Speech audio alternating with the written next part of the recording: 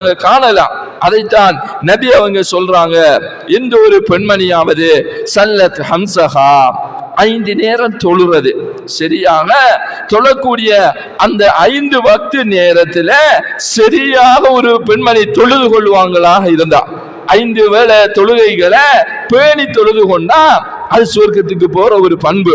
அல்லாஹ் சுவர்க்கவாசிகளுடைய பண்பை பற்றி சொல்லுகின்ற போது அல்லாஹ் என்ன சொல்லுகிறான்? கத் அஃப்லஹல் மூமினூன், மூமின்கள் வெற்றி பெற்று விட்டார்கள். எப்படியான மூமின்கள்? அல்லதீனஹும் ஃபீ ஸலாத்திஹிம் காஷியூன், தங்களினுடைய தொழுகையிலே இறையச்சத்தோடு தொழக்கூடிய, அல்லாஹ் பார்த்து கொண்டிருக்கிறான் என்ற அந்த உணர்வோடு தொழக்கூடிய, அலட்சியம் இல்லாமல் தொழக்கூடிய அந்த மனிதர்கள் வெற்றி பெற்று விட்டார்கள்.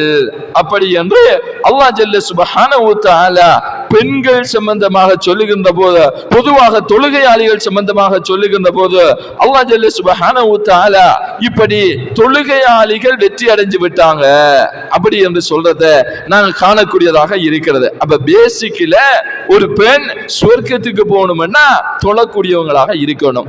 தொழாத ஒரு பெண் வந்துகிட்டு சுவர்க்கத்துக்கு போகவே முடியாது.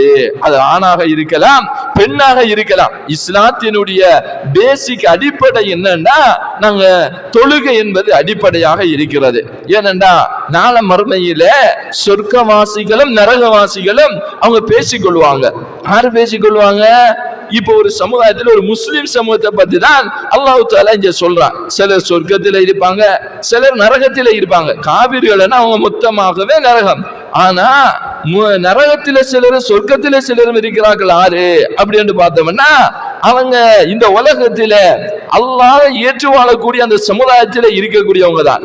அது அல்லாஹ் தஆலா சொல்றான், மா சலகக்கும் ஃபீ ஸகர், இந்த சக்கர் என்ற நரகத்துக்கு நீங்க ஏன் வந்தீங்க அப்படி என்று சொர்க்கவாசிகள் நரகவாசிகளை பார்த்து கேட்பாங்க.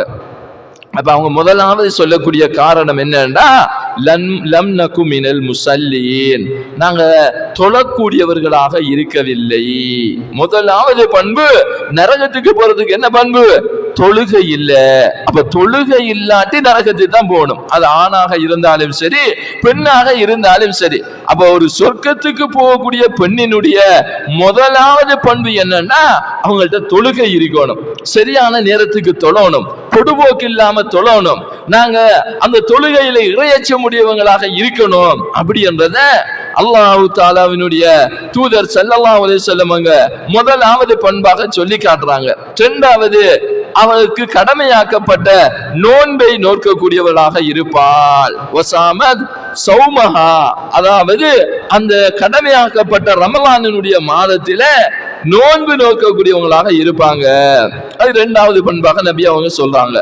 மூணாவது பண்பு என்ன சொல்றாங்கன்னா, வஅதாஅத் ஸௌஜஹா, தன்னுடைய